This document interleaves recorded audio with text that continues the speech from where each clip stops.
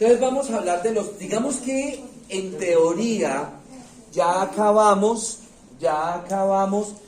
los aparatos que venían todos los órganos en secuencia, que el aparato digestivo comenzaba en la boca, terminaba a nivel del ano, el aparato cardiocirculatorio en el corazón, todas las arterias que se iban, digamos, como saliendo de vasos principales, las venas que se iban uniendo para formar vasos principales que terminaban en el corazón, y así sucesivamente. Vamos a comenzar estos órganos que desde el punto de vista topográfico no están interconectados entre ellos, ¿sí? Pero desde el punto de vista funcional comparten una función similar. ¿Cuál es esa función similar? Producir hormonas. Todos los órganos que vamos a ver hoy tienen la función de producir hormonas, ¿sí? Producir hormonas, que esas hormonas van a actuar en diferentes partes del cuerpo. Entonces, esa es, digamos, la característica que comparten, esa es la característica que une, o sí, que comparten, que unen a estos órganos, que todos ellos van a producir hormonas, que son diferentes hormonas y que van a actuar en diferentes partes del cuerpo. Entonces, comencemos con un órgano que es la hipófisis. La hipófisis, hombre, él forma parte del sistema nervioso, pero si ustedes se acuerdan de pronto, no la vimos cuando vimos sistema nervioso, que acabamos de terminar. No vimos esa parte del sistema nervioso, no vimos la hipófisis. Hola, mi niña. La hipófisis, ¿por qué? Porque la hipófisis no tiene la función que comparte el sistema nervioso, que es que recibir estímulos, emitir respuestas, para nada. A la hipófisis no llega ninguna vía, no llega ninguna estructura, no llega nada de eso, ¿cierto? Sino que la función de ella es producir hormonas, ¿verdad? Muy bien, hombre, ahorita vamos a ver lo pequeñita que es la hipófisis. La hipófisis es, a ver, yo creo que es más grande un granito, o un granito no, una pepita de garbanzo, que la hipófisis, o más o menos, también depende del garbanzo, ¿no? Hay unos garbancitos chiquitos, pero bueno, más o menos equiparémoslo a eso. Se va a encontrar ubicado debajo del cerebro, justamente por delante del tallo cerebral, y se ubica en la fosa hipofisiaria, allá.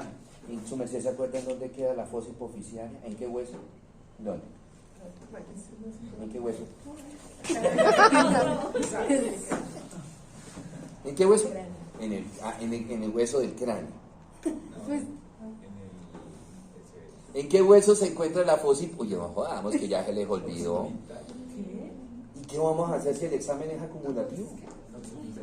En el hueso occipital. En el hueso occipital, está que vuela ese pelado. El problema es que está volando bajo y se va de picada, porque en el hueso occipital no queda la fosa hipofisiaria. Pues imaginémonos que esa persona de la hipófisis es del planeta Tierra. ¿En qué hueso se encuentra la fosa hipofisiaria? ¿En dónde? Los agujeros están ¿Qué? O la silla turca. Sí, la silla turca. Eso está ahí. ¿Cómo? Bueno, le está haciendo daño a usted esa relación. Y pone pausa para que no lo escuche la mamá del papá. En el esfenoides.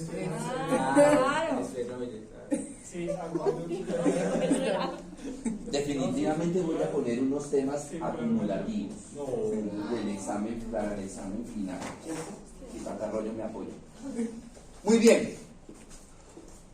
La fosa hipofisiaria entonces se va a conectar con el hipotálamo a través de un cuellito, a través de una prolongación que precisamente se llama el cuello de la hipófisis, a través de las cuales van a pasar unas vías, pero no son vías nerviosas, son vías que van a permitir el paso de hormonas que se van a producir en el hipotálamo.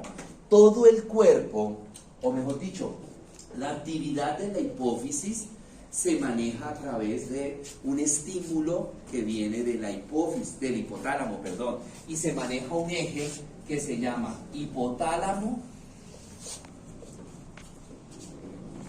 hipófisis,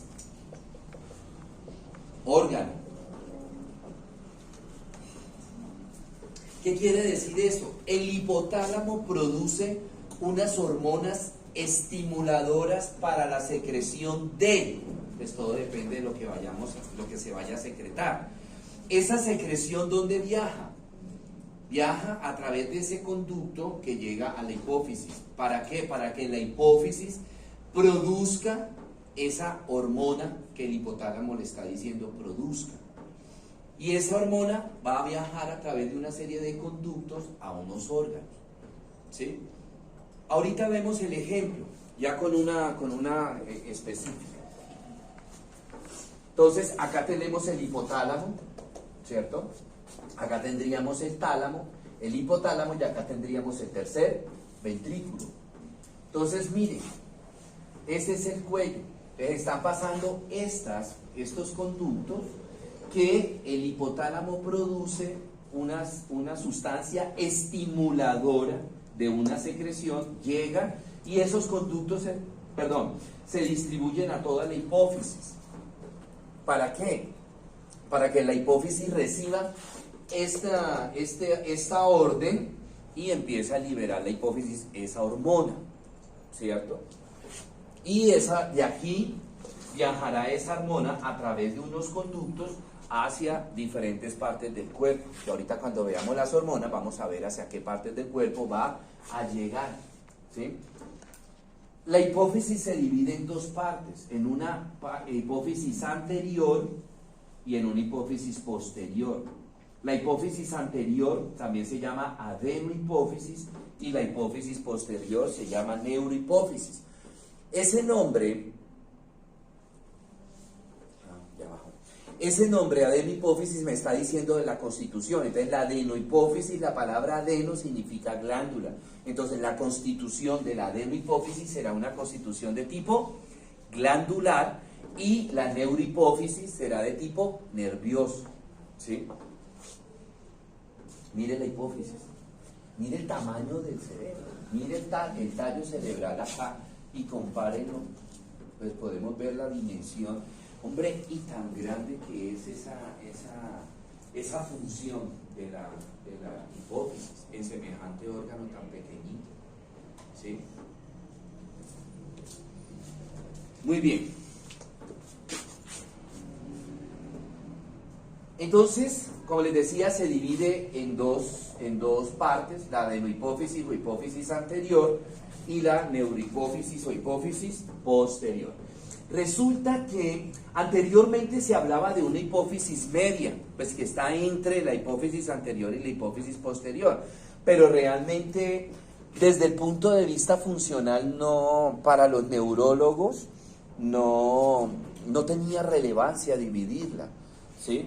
¿Por qué? Porque realmente ahí solamente tenemos un tipo de célula que tiene unas características histológicas similares a las células de la hipófisis anterior. Entonces dijeron, pues simplemente porque está en la mitad. Entonces, por decir un ejemplo, los histólogos, los patólogos cogieron en cadáveres la hipófisis, le hicieron tinciones y se dieron cuenta, por decir un ejemplo, que de aquí para allá habían unas células que tenían unas características y de aquí para allá otras células que tenían otras características. Entonces estas células que estaban en todo el límite, que tenían las mismas características de las células de la hipófisis anterior, fue que la denominaron hipófisis media, ¿sí? Entonces este cambio de denominación es nuevo, en el sentido que ese cambio de denominación más o menos ocurrió hace unos 10, 15 años más o menos, en donde ya no se habla de una hipófisis media, solamente hablamos de una hipófisis anterior y de una hipófisis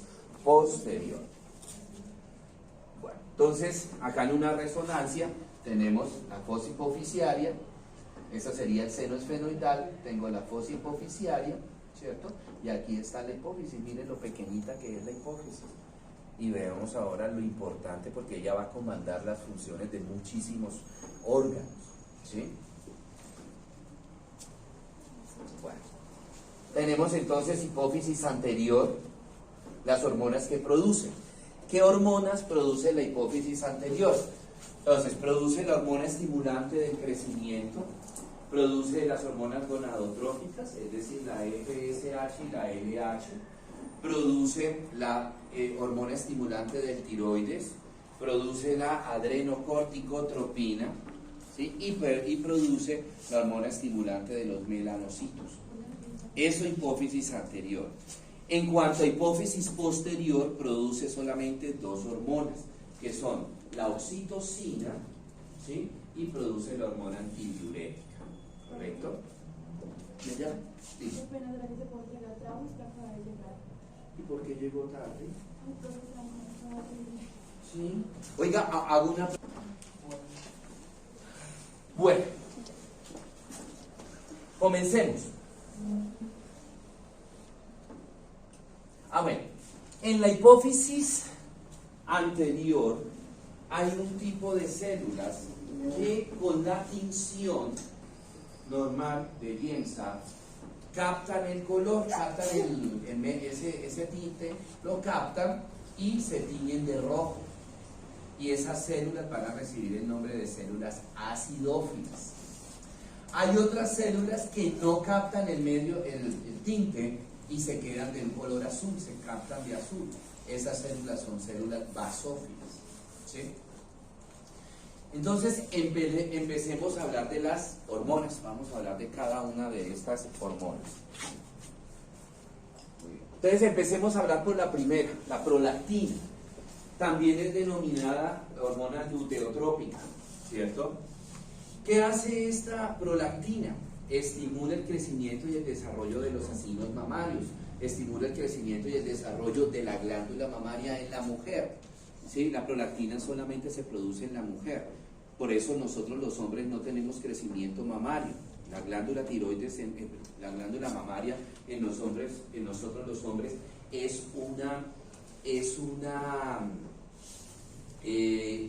glándula sudorípara, ¿sí? Es una glándula sudorípara atrofiada. La definición de glándula mamaria es una glándula sudorípara modificada en una mujer. En nosotros los hombres es una glándula sudorípara atrofiada, ¿sí? No producimos prolactina en condiciones fisiológicas. Es decir, sí producimos prolactina, pero la cantidad de prolactina que nosotros producimos es mínima, de tal manera que ese poquitico de prolactina que producimos nosotros los hombres no alcanza a estimular el crecimiento y el desarrollo de la glándula mamaria. Ojo, estoy hablando fisiológica. Habrán algunas condiciones patológicas en nosotros los hombres en donde se aumente la producción de prolactina, ¿sí? Y en esos casos los hombres van a tener ginecomastia, crecimiento de la glándula mamaria en los hombres, ginecomastia, ¿sí? Por ejemplo, si tenemos un exceso de producción de testosterona, ese exceso de producción de testosterona puede estimular el aumento en la producción de prolactina y el hombre tener ginecomastia, ¿sí? Muy bien. Durante el embarazo, esa prolactina estimula la formación de la leche. ¿A través de qué? A través de la producción de una proteína, ¿sí? Que esa proteína es la que me va a formar la leche. Y esa leche, durante el embarazo, se va a depositar en lo que se llaman los acinos mamarios, que nosotros vimos glándula mamaria por allá y ahorita la vamos a ver. Esos acinos mamarios son como un depósito, ¿sí? Son como un depósito, como un contenedor donde se va a almacenar la leche durante todo el proceso del embarazo y se va a almacenar ahí hasta que el niño empiece a lactar. Bueno. Entonces, ¿cuál sería el eje? Por ejemplo, en el caso de la prolactina, entonces el hipotálamo produce la hormona estimuladora de liberación de prolactina. ¿A dónde actúa? En la hipófisis. ¿Qué hace la hipófisis? Empezar a formar prolactina. ¿Y esa prolactina a dónde viaja? A la glándula mamaria para que la glándula mamaria empiece a formar la leche y almacene la leche. ¿Sí? Ese es el eje. Tenemos ahora la adrenocorticotropina. La adrenocorticotropina es producida por la glándula, por la hipófisis y actúa sobre la glándula suprarrenal para favorecer el crecimiento y el desarrollo de la glándula suprarrenal. ¿Sí? Que nosotros vimos la glándula suprarrenal. ¿La vimos o no la vimos? No, porque creo que la vemos ahora en endocrino. No, vimos riñón, pero no vimos glándula suprarrenal. Ahorita más adelante vamos a ver que esa glándula suprarrenal tiene dos capas, tiene una corteza, tiene una médula y vamos a ver las funciones de esa glándula suprarrenal. Hormona de crecimiento, la growth hormone, también denominada somatotropina. Esta hormona tiene la función de actuar en todas las células de nuestro cuerpo. Pues como el nombre me lo indica, para favorecer, ¿qué? Pues el crecimiento, de ponderar el crecimiento homogéneo de todo nuestro cuerpo, en la medida que van creciendo nuestros huesos, que crezcan los músculos. En la medida que van creciendo huesos y músculos, crezcan los órganos, ¿sí? Crezca el cerebro, crezcan los pulmones, el corazón, el estómago, que vaya creciendo de manera homogénea en la medida que van creciendo los huesos y los músculos. ¿Cómo lo hace? La hormona de crecimiento produce en la hipófisis un factor que se llama el factor insulínico de crecimiento. Y ese factor insulínico de crecimiento se va a transportar a la sangre hacia todas las células del cuerpo, ¿sí? Y en la medida que vaya llegando a cada órgano, entonces va a estimular el crecimiento de ese órgano. ¿Cómo? Entonces, por ejemplo, si este factor insulínico de crecimiento llega a los huesos, va a estimular que los osteoblastos maduren y se conviertan en osteocitos para que esos osteocitos formen más huesos y favorezcan el crecimiento de los huesos. Cuando ese factor insulínico de crecimiento llegue a los músculos, entonces se estimula a los mioblastos para que se conviertan en miocitos y esos miocitos formen músculo. Y así sucesivamente lo va a hacer en todos los órganos. Todos los órganos de nuestro cuerpo tienen músculo. Entonces, en todos los órganos también van a llegar mioblastos. En todos los órganos van a llegar reticuloblastos. Bueno, va a llegar el factor insulínico para que se aumente la producción de mioblastos, de reticuloblastos, de fibroblastos, de condroblastos, en fin, todo. Y en esa medida que esas células van madurando, van a ir estimulando la formación de un nuevo órgano, no la formación de un nuevo órgano, sino el regeneramiento de un nuevo órgano para que ese nuevo órgano vaya ¿qué? Creciendo a medida que el cuerpo también va a ir creciendo. Va a favorecer la retención de calcio. ¿Para qué? Pues para favorecer el crecimiento de los huesos. Acuérdense que por allá cuando nosotros vimos hueso, hablábamos que ¿sí? Los osteoblastos maduraban y se convertían en osteocitos, y esos osteocitos lo que hacían era reabsorber ese calcio que estaba en forma de ¿qué? Ese calcio estaba en forma de ¿qué? Vamos a ver si se acuerda alguien. ¿Cómo? ¿En forma de qué? No hablan pasito, yo los oigo. En forma de unas sales que se llamaban cristales de hidroxiapatita, y que esas sales estaban formadas por principalmente sulfato de calcio, fosfato de calcio, y en menor proporción sulfato de magnesio, fosfato de magnesio, ¿sí? Entonces, ahí vemos cómo es un trabajo mancomunado, es un trabajo conjunto.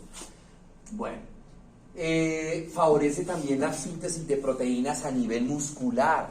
Por eso, por ejemplo, las personas del gimnasio consumen proteína, mucha proteína, para favorecer el aumento, la formación de fibras musculares, y de esa manera favorecer la hipertrofia muscular, el crecimiento, la ganancia de masa muscular. Favorece el consumo de glucosa. ¿Para qué? Pues para que todas las células de nuestro cuerpo vayan creciendo. Todas las células de nuestro cuerpo requieren energía, no solamente para realizar sus funciones metabólicas, sino también para su crecimiento. Por eso es que es muy raro que en ustedes, ¿sí? En ustedes, los jóvenes, que están en el proceso de desarrollo, que están en la adolescencia, es muy raro dos cosas. Uno, que tengan el azúcar alto, y dos, que tengan el colesterol alto. ¿Por qué? Porque la hormona de crecimiento, como lo estamos viendo ahora, favorece la captación de esa glucosa para llevarla a todos los tejidos. Entonces ustedes se pueden dar el lujazo de comerse todos los días 1 kilo de azúcar y no se les va a subir la glicemia, porque el cuerpo, tan pronto llegue ese pocotón de azúcar, dice, uy, qué chévere, yo necesito mucha azúcar para distribuirla en todo el cuerpo. Entonces agarra esa glucosa y la va matando a todas las células del cuerpo para que esas células del cuerpo tengan energía para realizar todas sus funciones vitales, ¿sí? Y lo mismo la grasa. Ustedes se pueden comer una lechona completa al almuerzo y no se les sube tantico el colesterol, ¿sí? ¿Por qué? Porque lo mismo la célula, la hormona de crecimiento agarra esa glucosa, esa grasa, porque a partir de esa grasa también se va a formar energía, ¿cierto? Entonces eso me iba a preguntar aquí. Sí, profesor, dices que no es grave ahorita en este momento por lo que estamos jóvenes, pero más adelante eso no tiene consecuencias. Claro que sí. Cuando su merced termine, ¿qué es lo que está sucediendo?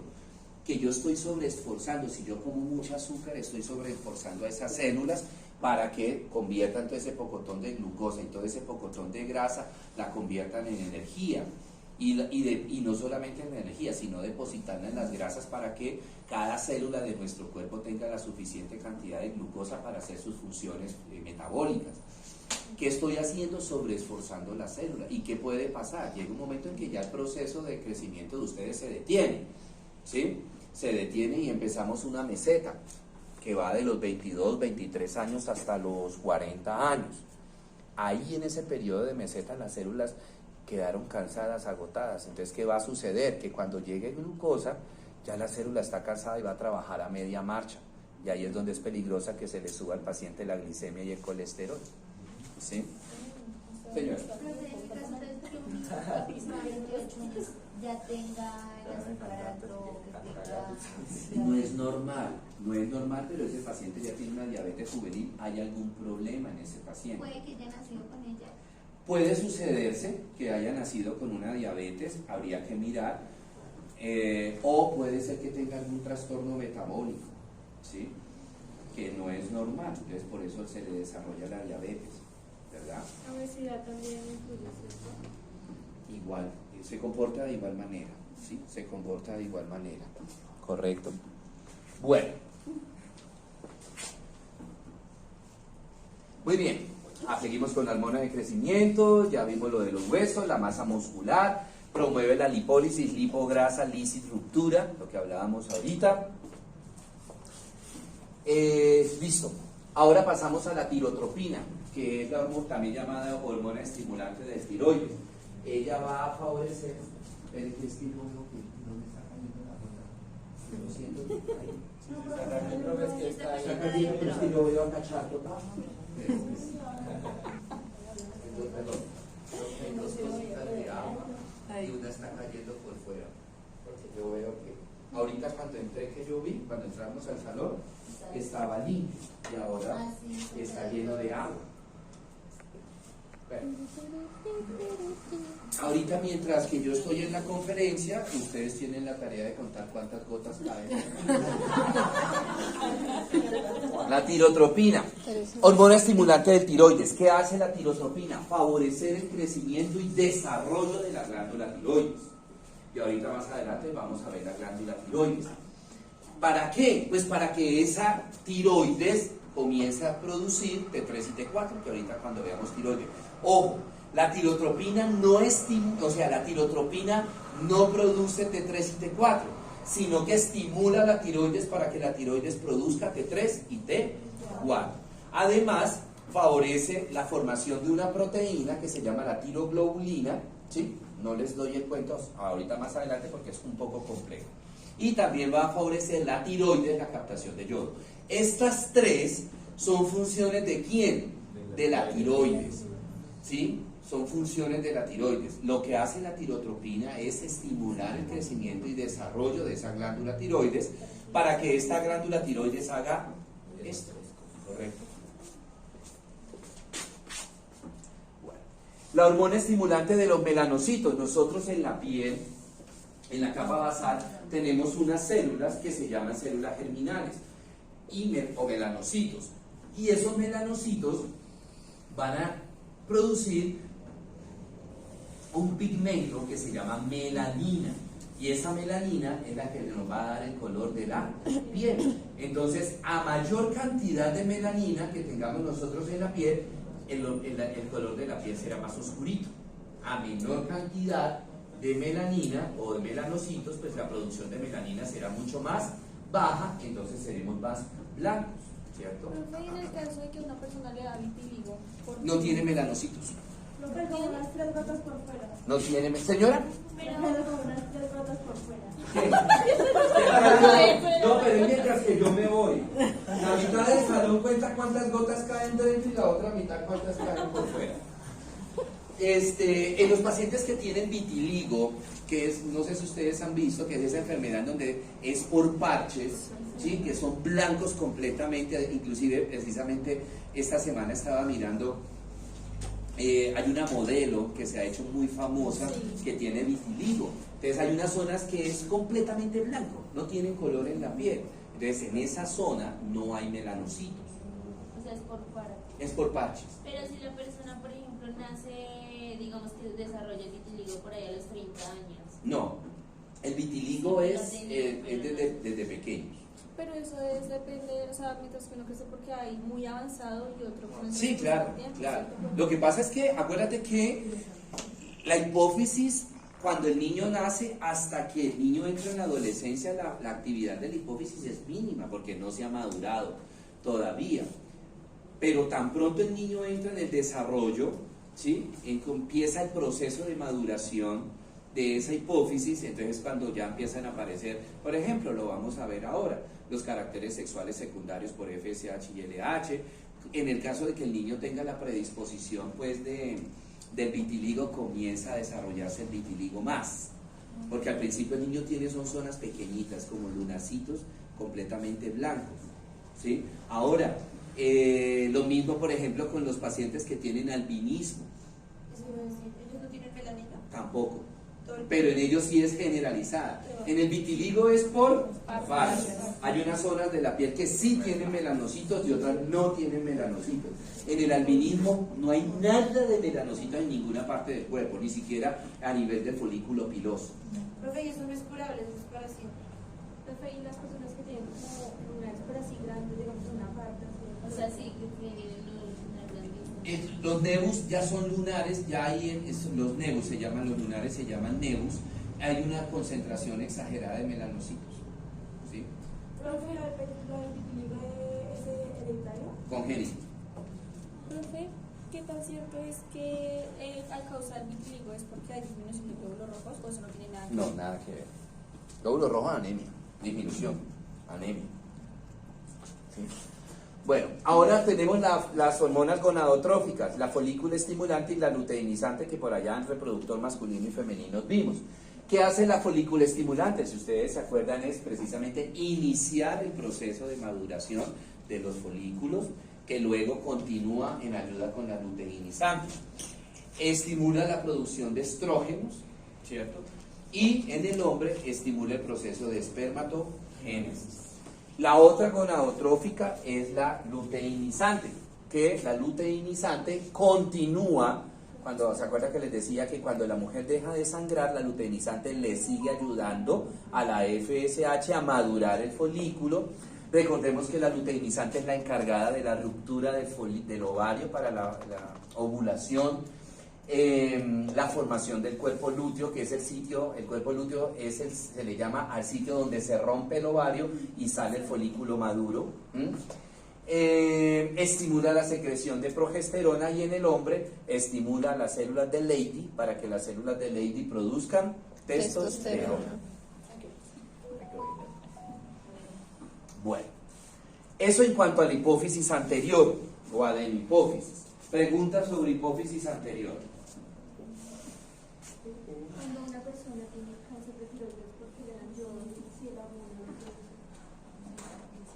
Porque es que, no, sí, pero es que en el cáncer de tiroides se disminuye, se atrofia, se dañan las células y entonces deja de producir yodo. Entonces toca darle yodo. O también a otra causa puede ser la yodoterapia. ¿Sí? Bueno, tenemos ahora la hipófisis posterior o neurohipófisis. La neurohipófisis produce solamente dos hormonas, que son la antidiurética y la oxitocina. La antidiurética, también llamada vasopresina, antidiurética. El prefijo anti significa que no, lo contrario, ¿cierto? Entonces, antidiurética significa que no permite la formación de orina, no permite la diuresis, ¿sí? O sea, la formación de orina, ¿cierto? Esa es la función de la antidiurética. Entonces, por ejemplo, en un paciente cuando echamos bolita, pues ustedes no conocen ese proceso acá, lo más fuerte que toman es ponimalta. ¿Sí?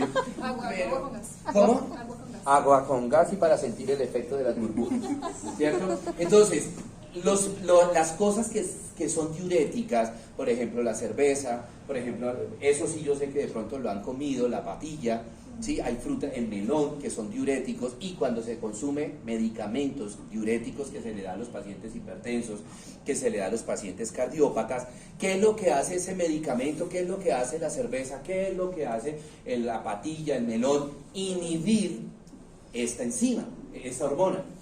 Entonces, si no hay antidiurética, se forma orina. Ahora, nos pasa en algunas ocasiones que tenemos ganas de orinar y vamos al baño y no podemos orinar. ¿Qué quiere decir? Que la antidiurética está, ¿qué? Alta. Entonces, ¿qué me toca hacer para suprimir esa antidiurética? ¿Existen esos procesos No, ya. Solamente piensa así en eso. ¿Sí? ¿Qué me toca hacer en esos casos? Inhibir la antidiurética. ¿Y cómo la inhibo la antidiurética? Entonces tenemos los efectos psicológicos. Entonces abrir la llave. Mojarse las manos. O mojarse las manos. Sentir el agua. ¿Sí? Entonces uno le pone, por ejemplo, los pacientes les pone compresitas agua mojada en la región de la vejiga. O si el paciente se puede movilizar, uno lo lleva al baño, le abre la llave del lavamanos y le dice, mire el chorrito del agua. ¿Sí? Entonces en ese momento se empieza a inhibir la antidiurética y en el momento que llega a los niveles más bajos de esa antidiurética, el paciente empieza a experimentar las ganas de orinar, ¿cierto? ¿Ve? Aquí se aprende todos los días algo nuevo. Por eso es que no esté tan allá al lado de las oleas, en ese transporte activo de gérmenes. Señora, ¿qué cosa? Psicológico, son efectos psicológicos. Son efectos psicológicos. Bueno. Profesor, ¿qué hormona resulta afectada cuando la persona tiene cistitis? ¿Cómo? ¿Resulta afectada es cuando tiene cistitis? No. Esa no está La afectada. cistitis es un proceso infeccioso, pero la producción de antidiurética es igual, es normal. Profe, Señora. cuando uno tiene relaciones sexuales y pues, después de eso uno va al baño, porque uno no puede orinar. O sea, se como que tranca. Efecto psicológico, ¿por qué? Porque es que cuando se está teniendo, acuérdese que son dos vías muy similares, la urinaria y la reproductiva. De hecho, nosotros hablamos del aparato genitourinario, ¿sí? Entonces, cuando está la parte de la libido aumentada, o sea, la parte sexual, el efecto es del décimo par craneal que está alto. Una vez que se tienen las relaciones sexuales, los niveles la actividad, no niveles, la actividad del décimo par comienza a descender, pero muy lentamente. Y por eso el paciente, esto estimula la antidiurética, esto estimula que el paciente no pueda orinar. ¿Sí? Es por eso que toca esperar a que lentamente la actividad del décimo par baje y en ese momento el paciente ya puede experimentar la sensación de diuresis, de micción. ¿Sí? Y la otra enzima que se produce en la neurohipófisis es la oxitocina. Esta sí solo la producen las mujeres. ¿Sí? Esta enzima y solamente la producen las mujeres durante el embarazo. Y al principio del embarazo la producen en proporciones mínimas, y en la medida que va avanzando el embarazo se va aumentando la producción de oxitocina. ¿Qué es lo que hace la oxitocina? Favorecer la contracción del miometrio para favorecer el trabajo de parto. ¿Sí? Entonces ya podemos imaginarnos qué está pasando de pronto en una mujer que tiene una amenaza de aborto. Pues que quiere decir que los niveles en ese momento en ella, estamos hablando de que tenga, por decir un ejemplo, 8 semanas, 10, 15, 20, ¿sí? Semanas, los niveles de oxitocina están muy ¿qué? Altos. Y por eso se producen las contracciones del útero, ¿correcto?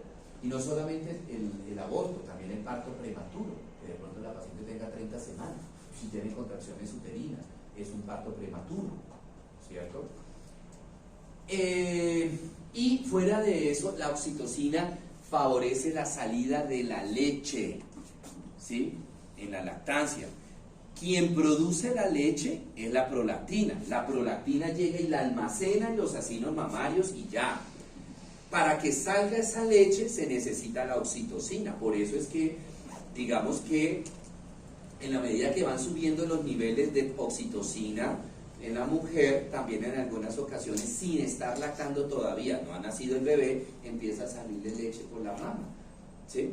Porque hay una producción alta de prolactina y una producción alta de oxitocina. ¿Quién estimula, después de que el niño nace, quién estimula la producción de oxitocina?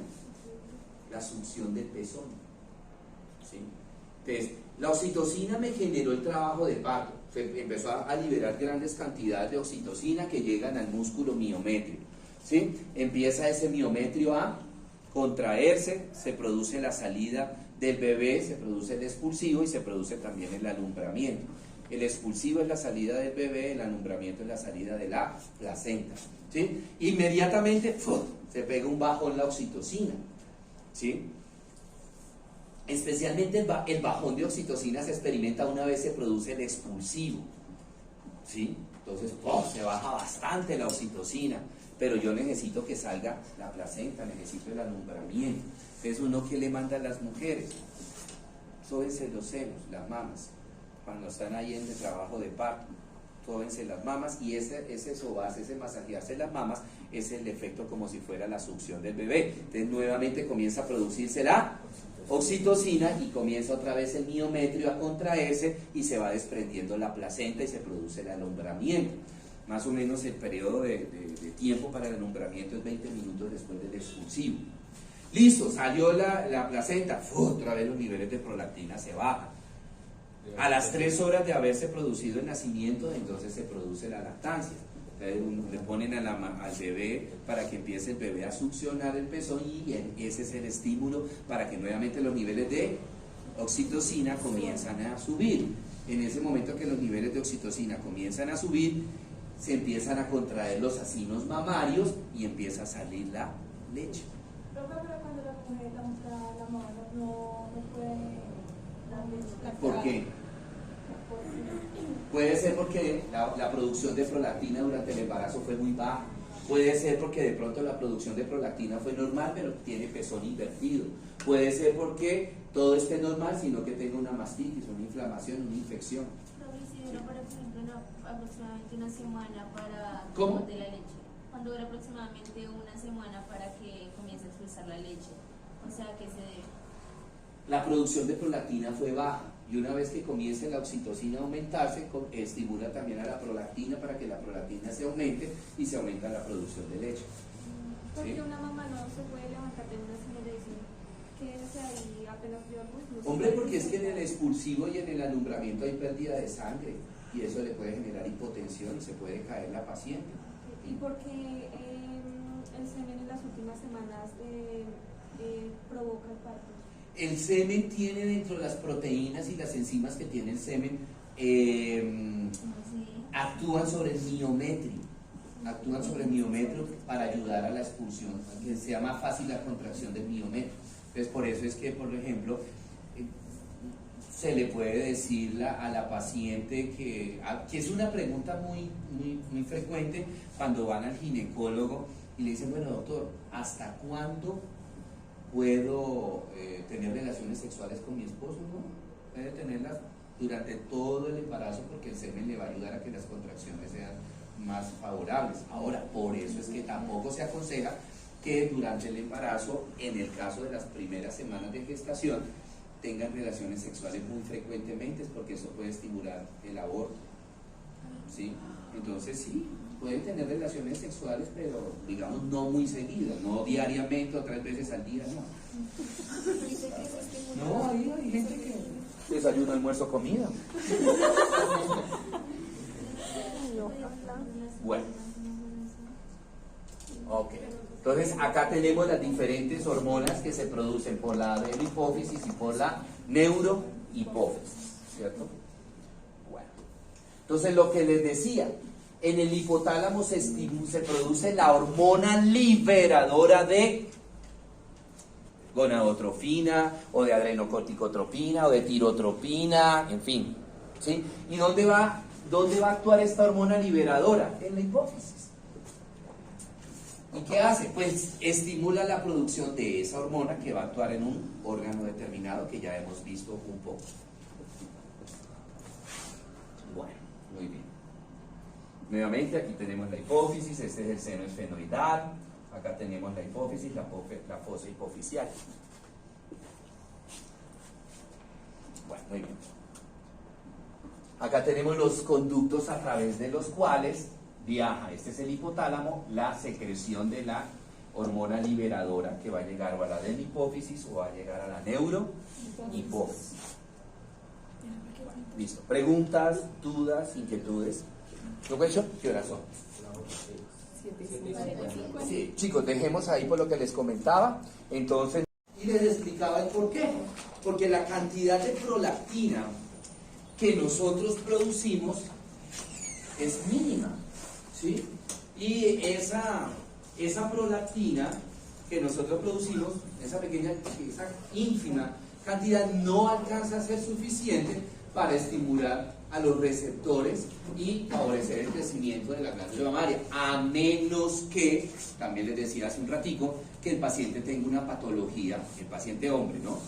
Tenga una patología, un síndrome, algunos síndromes, por ejemplo, el síndrome de Turner, el síndrome de Kalman, por ejemplo, algunas tumoraciones en hipófisis en los hombres, el adenoma hipofisiario, que pueda hacer que la hipófisis de ese paciente produzca una cantidad de prolactina mayor a la normal, y en esa medida, pues, entonces empieza a crecerle la mama al hombre y empieza a aparecer una patología que se llama ginecomastia, que pues el tratamiento es quirúrgico, ¿correcto?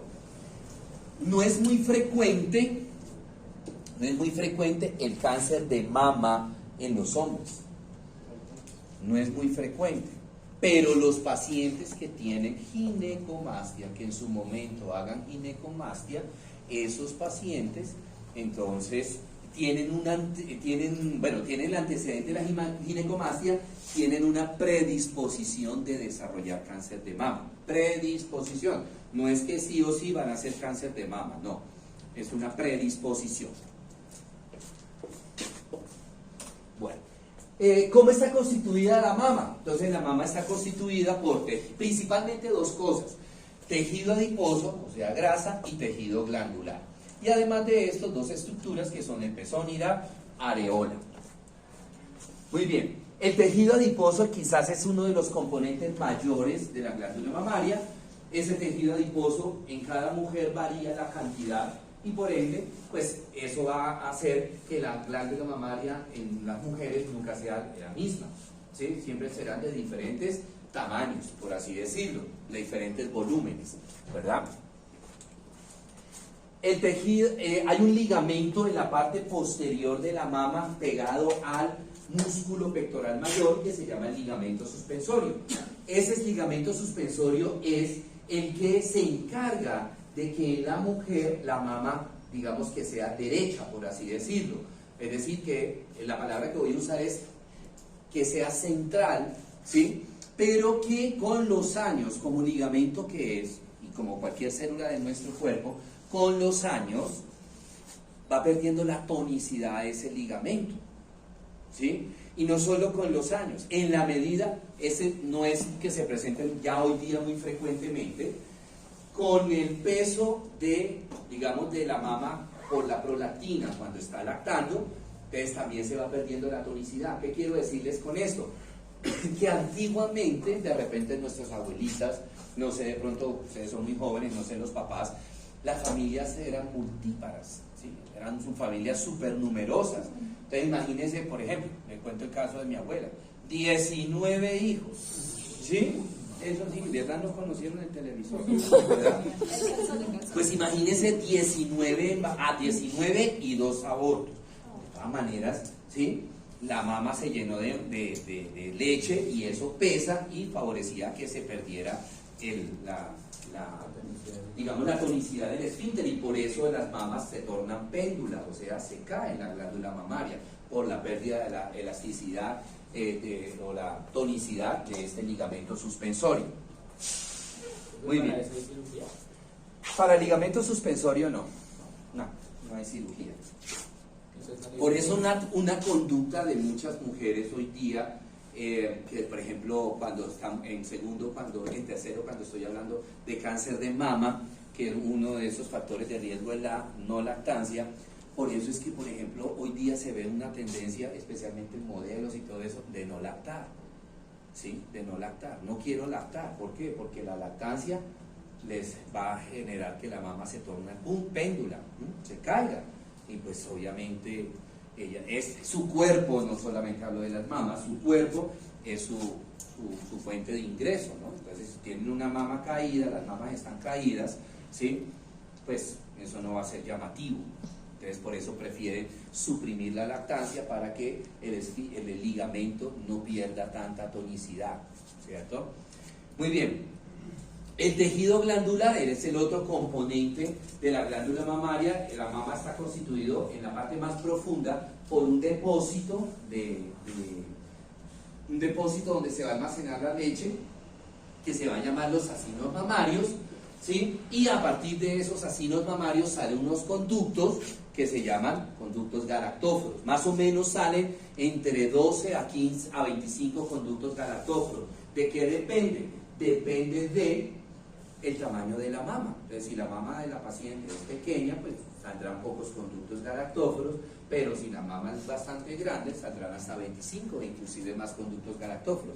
Estos conductos galactóforos, que son muchos, en la parte posterior son muchos, en la medida que se van acercando hacia la periferia de la mama, se van uniendo. Entonces el número de conductos galactóforos se va a ir reduciendo para llegar al final aproximadamente entre 6 a 8 conductos galactóforos, que son los que se van a unir y me van a formar el pezón, ¿sí? Me van a formar el pezón.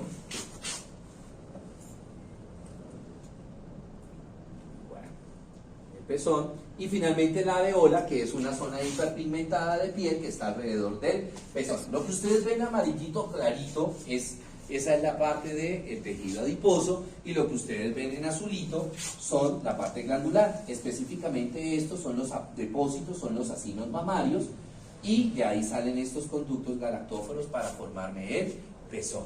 Señor. Profe, porque hay ocasiones en que las mujeres el pezón lo tienen, digamos, debe ser salidito, pero es así. Invertido.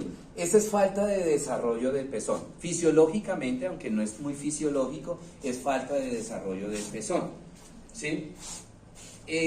¿Por qué? ¿En qué sentido? Que de pronto los conductos galactóforos no terminaron en todo el pezón, ¿sí? Sino que terminaron un poquito antes. Entonces, acuérdense que el pezón es la unión de los conductos galactóforos, la terminación de los conductos galactóforos. Entonces, en algunas pacientes, si los conductos galactóforos terminan acá, pues no se alcanza a subir mucho, a formar mucho el pezón y se retrae. Patológicamente, el cáncer de mama, uno de los signos clínicos del cáncer de mama es precisamente la retracción del pezón, ¿sí? Pero cáncer de mama, ¿no? Profe, si no hay cáncer de mama, es malo que no, lo que se dice que no se desarrolle bien el pezón.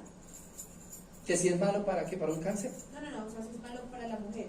No, el problema de esa paciente cuando vaya a lactar es el único inconveniente, que de pronto el niño, existen algunas situaciones en donde el niño al ponerlo a chupar en la lactancia, saca el pezón, ¿sí? En otras pacientes no lo logra sacar, entonces toca extraerse la leche con unos aparaticos, ¿sí? Ordeñarse y sacar la leche y darle la leche al bebé tetero, ¿sí? En el evento que el bebé no pueda coger el pezón porque es muy pequeñito, ¿sí?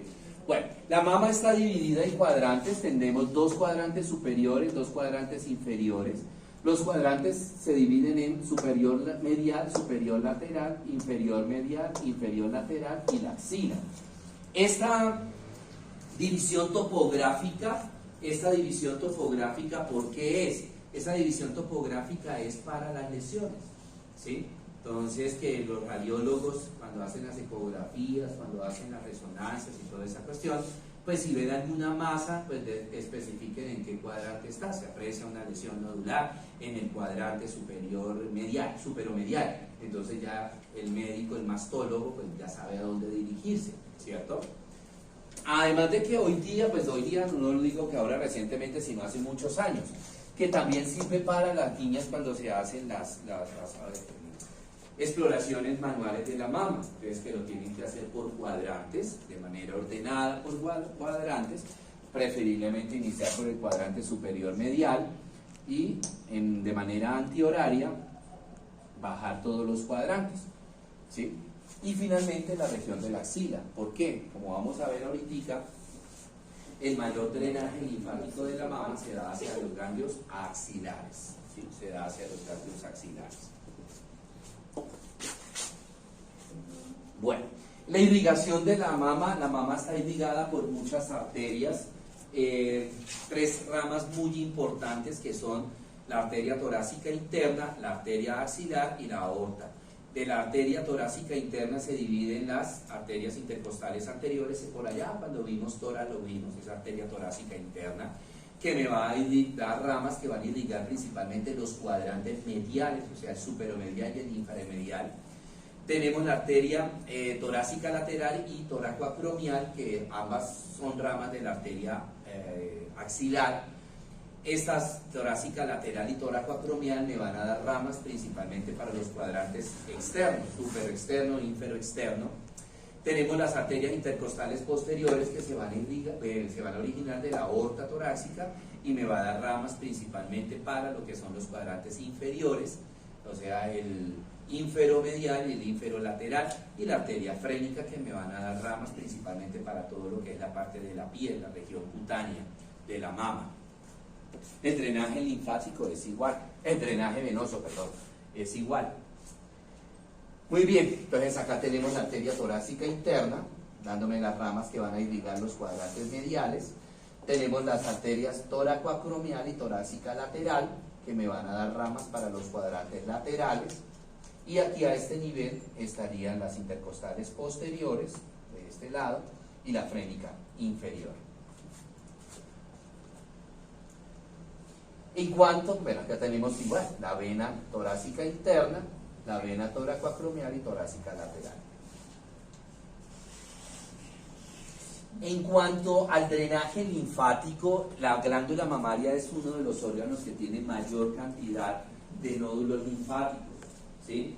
Tiene mayor cantidad de nódulos linfáticos, más o menos se distribuyen de la siguiente manera. La principal cadena ganglionar son la cadena axilar, los linfáticos axilares. Luego siguen los linfáticos centrales. Luego siguen los supraclaviculares, los infraclaviculares, los cervicales, los paraesternales, los diafragmáticos y finalmente los contralaterales. Miren esa cantidad de nódulos linfáticos, ¿sí? Ahora entendemos por qué el cáncer de mama es tan agresivo. ¿Por qué? Porque tiene muchas vías, sin contar la parte vascular, ¿no? Que la acabamos de ver, que también es otro factor que permite que el cáncer de mama se pueda diseminar tan fácilmente. ¿Por qué? Porque es que hay muchas vías, tanto en la parte linfática como en la parte vascular. El 75% de la linfa de la mama va a drenar hacia los linfáticos axilares. Por eso es tan importante que cuando las niñas se hacen el autoexamen de mama, después de que se han explorado la mama, se han hecho la expresión del pezón, se revisen la cadena linfática axilar para descartar que no haya ninguna inflamación de los linfáticos axilares. el cáncer de mama tiene, entre comillas, y perdónenme la expresión que voy a usar, tiene la gran bondad, aunque no es una bondad, pero para decir que algo bueno de eso tan malo, hay algo bueno, y es que da metástasis muy rápidamente por la vía linfática hacia la axila. Entonces, si a una paciente le está empezando un cáncer de mama, ¿sí?, inmediatamente o rápidamente vamos a encontrar adenopatías axilares. Por eso es que se hace tanto énfasis a las niñas que no se les olvide explorarse la axila para que detecten de manera precoz no solamente el cáncer, sino también las diseminaciones, sino también la metástasis. Muy bien, entonces la linfa de la axila va a pasar hacia los ganglios claviculares, hacia las dos cadenas ganglionares claviculares, las supraclaviculares y las infraclaviculares. Luego de ahí pasa hacia los linfáticos subclavios, ¿sí? Y finalmente, pues dependiendo de dónde están, pues pueden pasar hacia el conducto linfático o hacia el conducto torácico. El 25% ya de la linfa, o sea, la linfa restante, va también a drenar de manera directa hacia los linfáticos supraclaviculares, hacia los paraesternales, hacia los epigástricos y hacia los subdiafragmáticos, ¿sí? Y a los contralaterales, ¿sí? Hacia los contralaterales. Esos linfáticos contralaterales también son muy importantes que el médico los explore, y de esa manera podemos entender por qué si una paciente tiene una lesión cancerígena, por ejemplo en la mama derecha, con los años le puede aparecer en la mama izquierda a través de los linfáticos contralaterales. Entonces acá tenemos, estos serían los linfáticos contralaterales, los axilares, los centrales, supraclaviculares, aquí estarían los infraclaviculares, hacia este nivel estarían los subclavios, los cervicales, tanto superficiales como profundos, ¿sí? Aquí estarían los paraesternales y aquí estarían los frénicos o subdiafragmáticos. Aquí se ve mucho mejor los paraesternales, se ven los contralaterales, ¿sí? Los axilares, los centrales, los superiores, los infraclaviculares, los supraclaviculares, los cervicales, superficiales y profundos. Paraesternales, ¿sí? Y los axilares principalmente se ven allá. Bueno, pregunta sobre mama.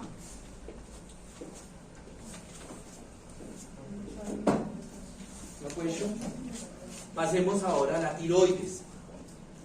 Pasemos a la tiroides.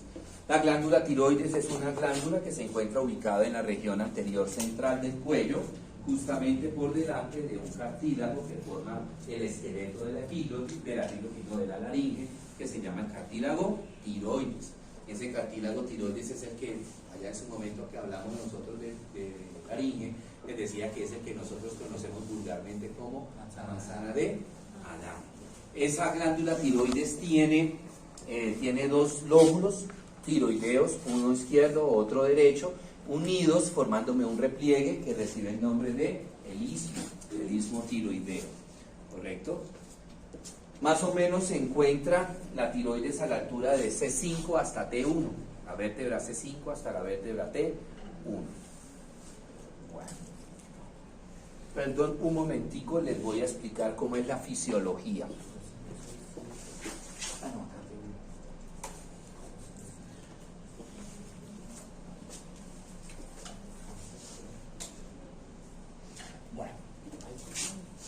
Nosotros consumimos alimentos que tienen yodo, ¿sí? La sal, y hay otros alimentos, la sal es el alimento más yodado, pero tenemos otros alimentos, que el brócoli, que la lechuga, sobre todo las cosas verdes, ¿no?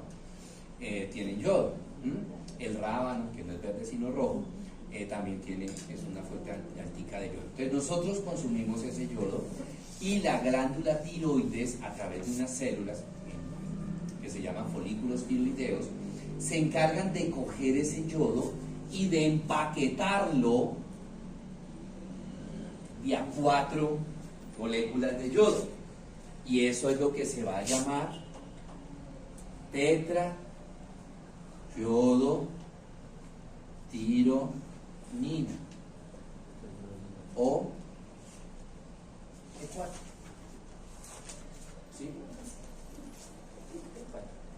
T4. Y ese T4 se almacena en los folículos tiroideos. Esa tetrayodotironina también recibe el nombre de tiroxina. Tiroxina. ¿Qué pasa? Que la hormona de crecimiento, el factor insulínico de crecimiento, estimula que la tiroides también se produzca una proteína que se llama la tiroglobulina, que por ahí lo mencionamos hace un ratito. ¿Sí? Eso es una proteína. En la medida que las células, todas las células de nuestro cuerpo necesitan el yodo para realizar sus productos de metabolismo celular, en la medida que se va necesitando por parte de las células, la tiroglobulina estimula a que esto se desayonide. ¿Y qué significa desayonide o desayonidación? Que pierda un radical yodo. ¿Sí? Desde aquí de estas 4 bolitas de yodo se suelta uno. ¿Cuántas me quedan? 3. Porque no falta que diga 5.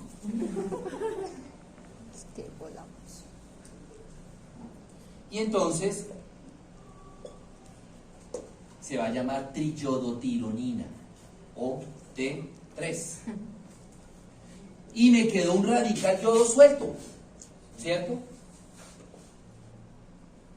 Me quedó un radical yodo suelto. ¿Qué le pasa a ese radical yodo suelto? Lo coge la tiroglobulina y se lo lleva. ¿A dónde se lo lleva? A una célula del cuerpo. En cualquier parte de nuestro cuerpo. A los músculos, a los huesos, al estómago, al pulmón, al corazón, al duodeno, a la vejiga, a cualquier parte de nuestro cuerpo. ¿Sí?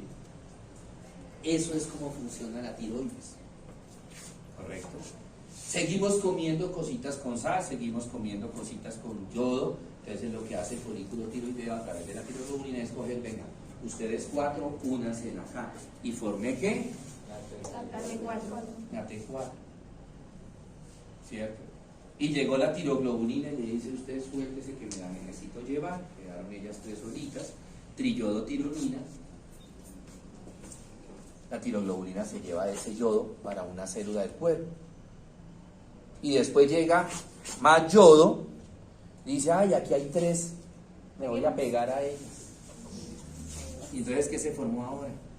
La T4. Y así sucesivamente. ¿Sí? Aquí no es como usted dijo ahorita, es que me cae mal ella. Todas se quieren, todas te queremos, ninguno te odiamos. ¿Sí? Eso. Así es como funciona la tiroides.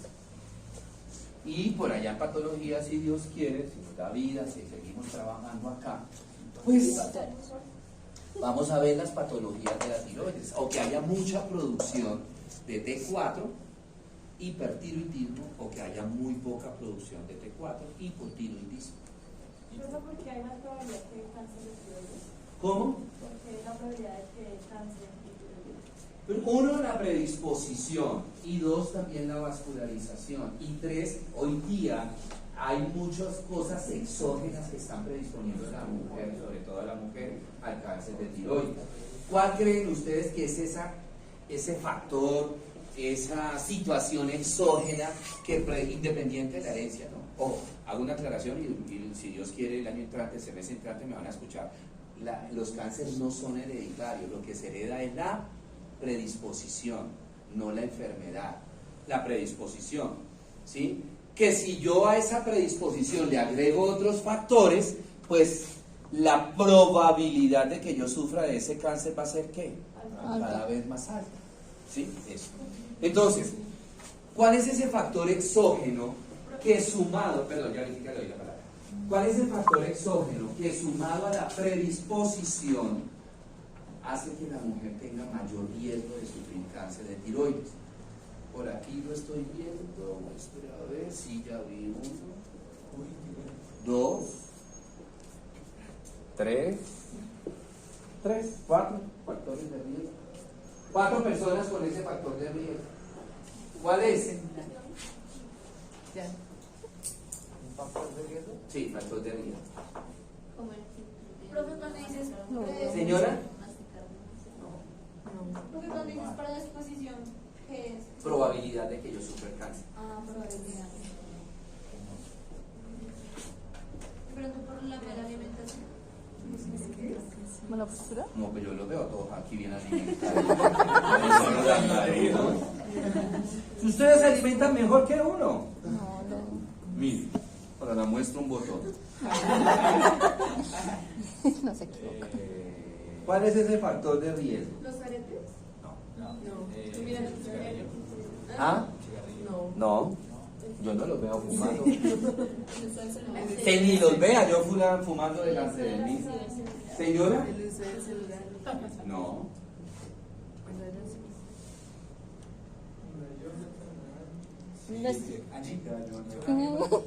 Ah, no, yo puedo mirar a Jonathan. Lo que pasa es que a Jonathan lo voy a mirar de aquí hasta que se gradúe mucho, porque todavía no supero el trauma, el dolor que me causó con el chisme de él.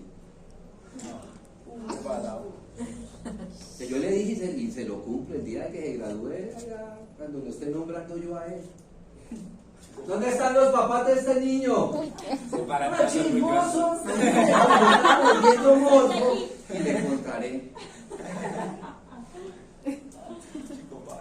A ver, ¿qué más? ¿Qué vale ese factor exógeno? Factor de riesgo. ¿Ah? No, yo. Ustedes no andan pelando muela todo el día para ayudarme, pues. Además, acabo de ver que las personas que tienen ese factor de riesgo, algunas no tienen brackets. Casi yo.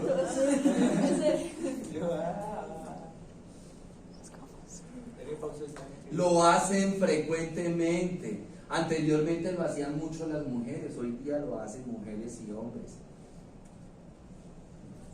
¿Qué? Duro. Más duro. No sé, yo no sé qué fallo tengo. Yo sé que tengo un fallo, pero no sé qué. Pinturarse el cabello. ¿No ve que eso es a base de yodo?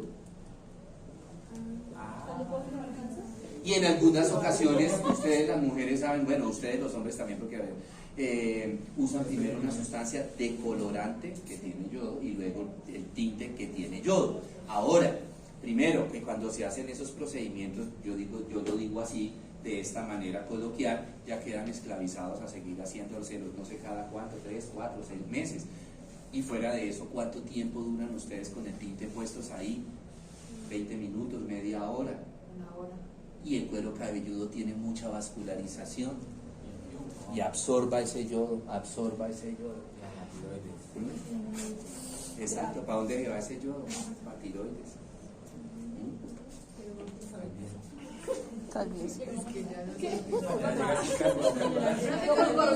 ¿Señora? Hipertiroidismo. Eso es que tiene aumentado. La producción de hormonas tiroideas. Profe, y los radiólogos. Ellos tienen un aparatico acá que se llama dosímetro. Cuando a una persona le van a tomar una placa, entonces, ¿qué pasa? Que sus compañeros de radiología, ¿sí?, posicionan al paciente dependiendo del convencional, resonancia, aunque resonancia es más por electromagnética, pero hablemos de convencional. Lo posicionan al paciente y ellos se van para un sitio donde está la consola y ese sitio está plomado, ¿sí? Entonces, algo atenúa la radiación. El problema, ¿cuál es? Que se tomó la placa y queda radiación en el ambiente. El paciente se va y el tecnólogo queda ahí, ¿sí? El tecnólogo sale después de tomarle la placa. Listo, señora, que no sé qué, ya puede, venga, le ayuda a bajarse. Y esa radiación, ¿de cuántos pacientes al día puede ir, ¿sí?, sumando? Puede no, va a ir sumando. Entonces, ¿qué pasa? Que el dosímetro le va sumando esa radiación. Y los tecnólogos son los únicos que tienen 2 vacaciones al año. Sí, eso Por la radiación. Sí. Y se pensionan más temprano. ¿Sí? Entonces, tan pronto al tecnólogo le ve que está llegando al umbral máximo, los mandan a vacaciones. ¿sí? Los mandan para vacaciones, para que se desintoxique el cuerpo. ¿Correcto? Bueno, la tiroides está irrigado entonces, por la arteria tiroidea superior, que es rama de la carótida externa, y por la arteria tiroidea inferior, que es rama de el tronco, de este tronco que se llama el tronco costo cervical. Bueno, ya vimos la función, lo que hablábamos ahorita, ¿sí? Tenemos ahora las glándulas paratiroideas. Las glándulas paratiroideas son unas glándulas como a manera de lentejitas que se encuentran en la parte posterior de los lóbulos tiroideos. La función de esa glándula paratiroidea es producir una hormona que se llama paratormona o calcitonina. Y la función de esa paratormona es regular los niveles de calcio en sangre. ¿Sí? ¿Alguno de ustedes tiene un familiar que tenga osteoporosis? Sí. ¿Y le están dando calcio? Sí. ¿Hace cuánto? Ya lleva como 5 años. ¿En cuántos? Como 5 o 4 años. Y no se ha curado. ¿No? Y no se va a curar. ¿No seguro? Gracias. ¿Por qué? Hombre, yo estoy pensando en el calcio que ella está consumiendo, pero hay que tener en cuenta que las células de esa persona, ¿cuántos añitos tiene? 77. ¿Cómo estarán las glándulas las células de esa persona? ¿Como las células de ustedes? Y entonces la producción de paratormona en esa paciente estará como la de ustedes o estará disminuida. ¿Qué saco yo con darle calcio? ¿Qué saco yo con darle calcio si no le aumento la producción de paratormona? Y no hay medicamentos que me aumenten la producción de paratormona. O sea, ese tratamiento es como ¿Por qué? o sea, que más o menos a qué edad puede funcionar el calcio. A ninguno. Porque la que regula la concentración del calcio, ¿quién es? La paratormona. Y si ya la paratormona está vieja. La paratormona es la que agarra el calcio y se lo lleva para los huesos. Y si usted tiene 1000 moléculas de calcio y apenas tiene 300 de paratormona, el medicamento que el paciente está tomando es ¿qué? ¿Paratormona, calcitonina o calcio? Calcio. Que yo puedo meterle 1000 más de calcio, entonces le quedan 1700, pero si apenas tengo 300 de paratormona, ahí se va a seguir acumulando ese calcio. Y pues se puede ir para el riñón o se puede ir para el colon. Y los otros. Riñón, cálculos, colon, estreñimiento. Y entonces en ese caso es mejor no tomar calcio. Profe, No le respondo porque no me quiero meter en luz.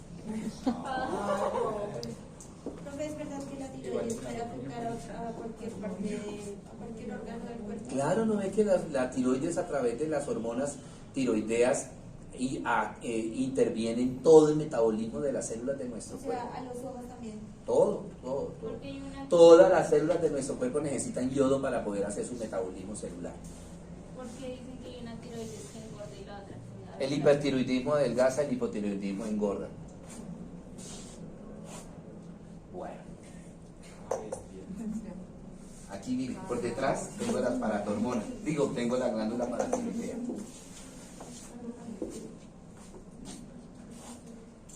Bueno, muy bien. Ustedes tuvieron un break muy largo, me regalan para ir a chichiciar. Porque es que ya la boca me sabe. ¿Cómo es la música? ¿Es caído? No es que la gitana no usa placer. Está más caído que mucha gitana.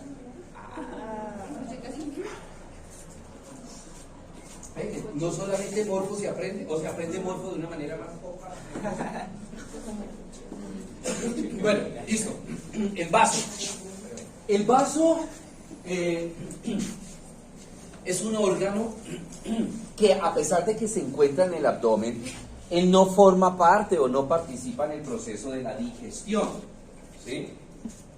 No participa en la digestión. ¿Por qué? En términos generales, él tiene dos grandes funciones: una función hematopoyética y una función linfóide. ¿Sí? Y ahorita veamos en qué consiste ese. Este órgano, el vaso, se va a encontrar ubicado a nivel del hipocondrio izquierdo, ¿sí? Justamente por debajo del músculo diafragma, al lado del estómago, ¿sí? De la curvatura mayor del estómago, y de hecho se relaciona con la curvatura mayor del estómago el vaso a través del ligamento gastroesplénico. Se relaciona también con el páncreas. Si ustedes se acuerdan que la cola del páncreas termina a nivel de la parte central del vaso, a través del ligamento pancreato esplénico, y se relaciona también con el colon transverso, a través del ligamento esplenocólico, y se relaciona también con el riñón izquierdo a través del ligamento esplenorenal, ¿cierto? Perdón, vamos al dibujo. Aquí está. Él tiene una parte convexa y una parte convexa y una parte cóncava. ¿Sí? Por la parte cóncava, acá es donde se relaciona con esas vísceras, con el estómago acá, con el páncreas acá, con el colon transverso, con el riñón izquierdo. Tiene pues, la parte de la circulación, la arteria esplénica, que recordemos que las arterias esplénicas, ¿de dónde rama? Así, rapidito, tienen que decírmelo ya. Del tronco cefálico, celíaco. Del tronco celíaco, del tronco celíaco. Y la vena esplénica, ¿sí? La vena esplénica, acuérdense que ella se une a la mesentérica inferior para formar el tronco espleno-mesentérico, y ese tronco espleno-mesentérico se une con la mesentérica superior para formarme la vena. ¿Cuál vena? ¡Claro! La vena Quaker.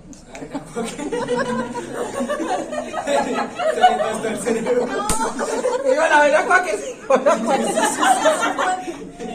¿La qué? Sí, sí, sí. Duro. La porta. La porta. La vena Quaker, sí.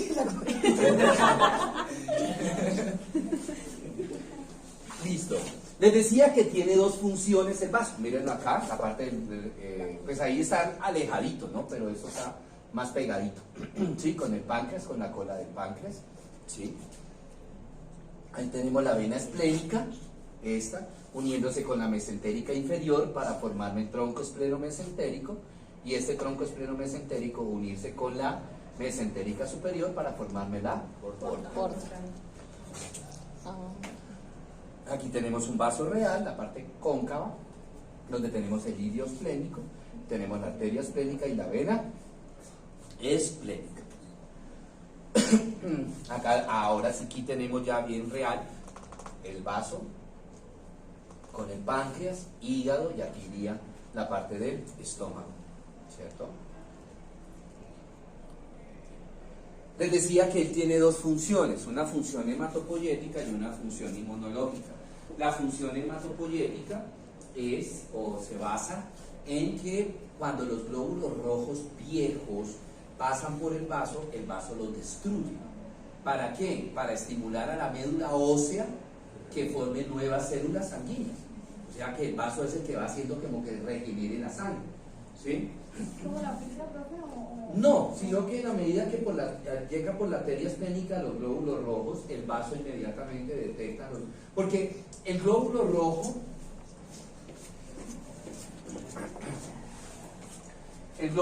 es bicóncavo. El glóbulo rojo es esto, así, el glóbulo rojo. En la medida que el glóbulo rojo se va volviendo viejito, se va perdiendo la concavidad y se va volviendo casi que como derechito. ¿Sí? Entonces cuando el vaso ve esos glóbulos rojos así, inmediatamente los destruye.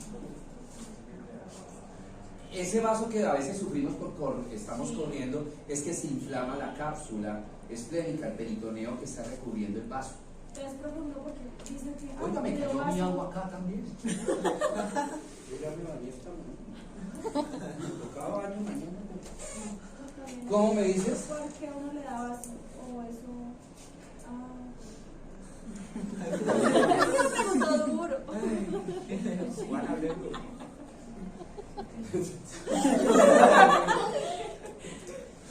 Muy bien, y la otra función, que es la función inmunológica, el vaso tiene la función de especializar un tipo de glóbulo blanco que se llama linfocito.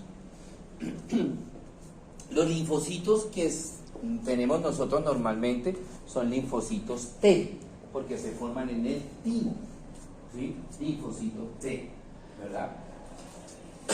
Y cuando entra un microorganismo, el sistema inmunológico le presenta el linfocito T al vaso y el vaso convierte el linfocito T en linfocito B. Y ese linfocito B se encarga de formar o de producir anticuerpos, que son los que van a atacar a los microorganismos que llegan a generarnos infecciones o generarnos alteraciones de la salud. Cuando llega el vaso, ¿lo convierte en tipo qué? B. El páncreas, que ya lo vimos nosotros cuando vimos sistema digestivo, entonces repasar páncreas. Bueno.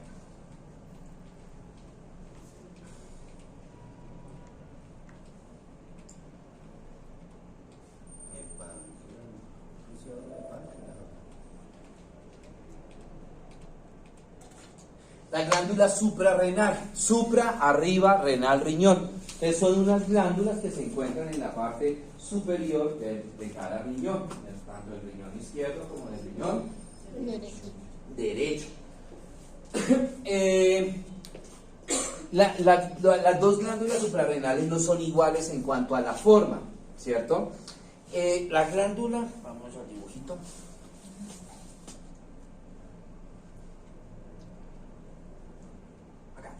La glándula suprarrenal izquierda tiene forma de media luna, la glándula suprarrenal derecha tiene forma de pirámide, tiene forma triangular. Desde el punto de vista estructural, la glándula suprarrenal tiene una zona externa que recibe el nombre de corteza y una zona central que recibe el nombre de médula. Cada una de ellas produce diferentes secreciones. En cuanto a la corteza suprarrenal, es la encargada de producir hormonas córtico-suprarrenales, glucocorticoides, mineralocorticoides y andrógenos sexuales. O sea, esos glucocorticoides, esos mineralocorticoides son los esteroides endógenos que el cuerpo produce. Y la médula suprarrenal, aparte de la médula suprarrenal, produce las denominadas catecolaminas, que son la adrenalina y la noradrenalina, ¿cierto? Profe, la corteza suprarrenal son hormonas Córtico-suprarrenales. O sea, glucocorticoides, mineralocorticoides y andrógenos sexuales. Mírenlas acá. La suprarrenal izquierda en forma de media luna, la suprarrenal derecha en forma de triángulo. Recordamos que esas suprarrenales están irrigadas por tres arterias: la arteria suprarrenal superior, que es rama de la frénica inferior, la suprarrenal media, que es rama de la aorta, y la suprarrenal inferior, que es rama de la renal. ¿Sí? Ustedes se acuerdan de esa parte vascular, ¿verdad? Listo, muy bien. Ok, preguntas, dudas, inquietudes. Preguntas, dudas, inquietudes. ¿Any question? Señor. En la parte del vaso, cuando hacen la extirpación del vaso, ahí cómo entonces actúa el sistema inmune. Pues precisamente por eso los pacientes que le hacen esplenectomía son pacientes que no tienen defensas. Entonces son pacientes muy susceptibles a sufrir infecciones, ¿sí? Porque son pacientes que van a quedar inmunosuprimidos, porque no hay quien regenere esas células del sistema linfático. Profe, cuando el vaso no se palpa, ¿verdad? Cuando sí se palpa, ¿por qué es? Está crecido, hay una esplenomegalia. Está crecido, que puede ser por infecciones, puede ser por tumores, puede ser por parásitos, ¿sí? Puede ser por microorganismos, cualquier tipo de microorganismo. Okay. ¿Preguntas? ¿No question? Bueno, dejamos hasta ahí. Chicos, señor. Sí, pero como ya vimos reproductor, su merced va a estudiar testículos y ovario. Igual que el pan. ¿Duda o recordé? Yo ahorita le recuerdo, pero usted disimulaba. Bueno, listo, chicos.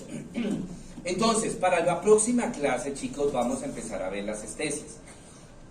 Entonces, para la próxima clase, por favor, traer un ojo de vaca. ¿Sí? Así como trajeron el corazón, un ojo de vaca. Traten de traerlo sin hueso, o sea, enucleado, porque es que hay veces que les venden esta parte de la órbita y después ustedes, para enuclear el ojo, se demoran toda la práctica y no han enucleado el ojo.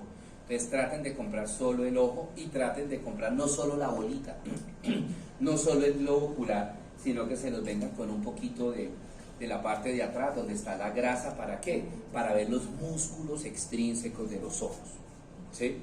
Y el nervio óptico. ¿Sí? En grupos los mismos de corazón. En grupo, sí, igual en Profe, grupo. para el viernes, ¿cierto? Jueves, ¿Jueves?